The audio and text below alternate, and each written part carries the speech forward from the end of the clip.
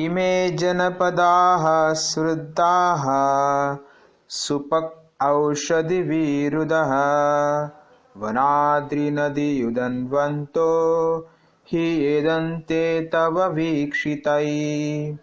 All these cities and villages are flourishing in all respects because the herbs and grains are in abundance, the trees are full of fruits, the rivers are flowing, the hills are full of minerals, and the oceans full of wealth, and this is all due to your glancing over them.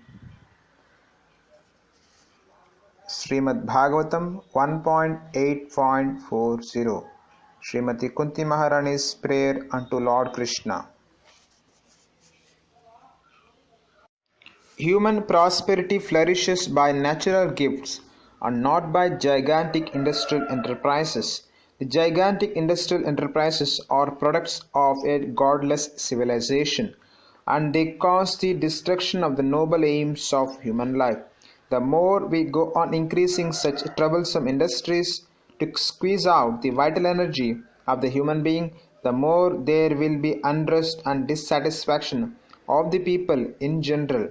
Although a few only can live lavishly by exploitation, their natural gifts such as grains and vegetables, fruits, rivers, the hills of jewels and minerals, and the seas full of pearls are supplied by the order of the Supreme, and as he desires, material nature produces them in abundance or restricts them at times. The natural law is that the human being may take advantage of these godly gifts by nature and satisfactorily flourish on them without being captivated by the exploitative motive of lording it over material nature.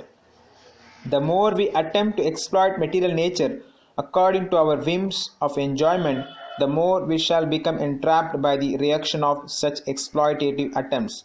If we have sufficient grains, fruits, vegetables, and herbs, then what is the necessity of running a slaughterhouse and killing poor animals?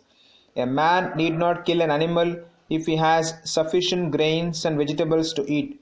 The flow of rivers, waters, fertilizes the fields, and there is more than what we need. Minerals are produced in the hills and the jewels in the ocean. If the human civilization has sufficient grains, minerals, jewels, water, milk, etc., then why should we hanker after terrible industrial enterprises at the cost of the labor of some unfortunate men? But all these natural gifts are dependent on the mercy of the Lord. What we need, therefore, is to be obedient to the laws of the Lord and achieve the perfection of human life by devotional service. The indications by Kunti Devi are just to the point. She desires that God's mercy be bestowed upon them so that natural prosperity be maintained by His grace.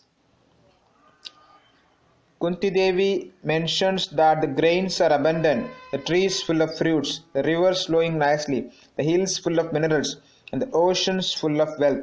But she never mentions that industry and slaughterhouses are flourishing.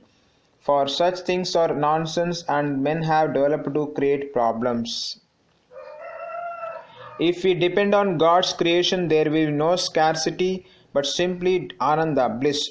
God's creation provides sufficient grains and grass, and while we eat the grains and fruits, the animals like the cows will eat the grass. The bulls will help us produce grains, and they will take only a little, being satisfied with what we throw away. If we take fruit and throw away the skin, the animal will be satisfied with the skin. In this way, with Krishna in the center, there can be full cooperation between the trees, animals, human beings, and all living entities. This is Vedic civilization, a civilization of Krishna consciousness.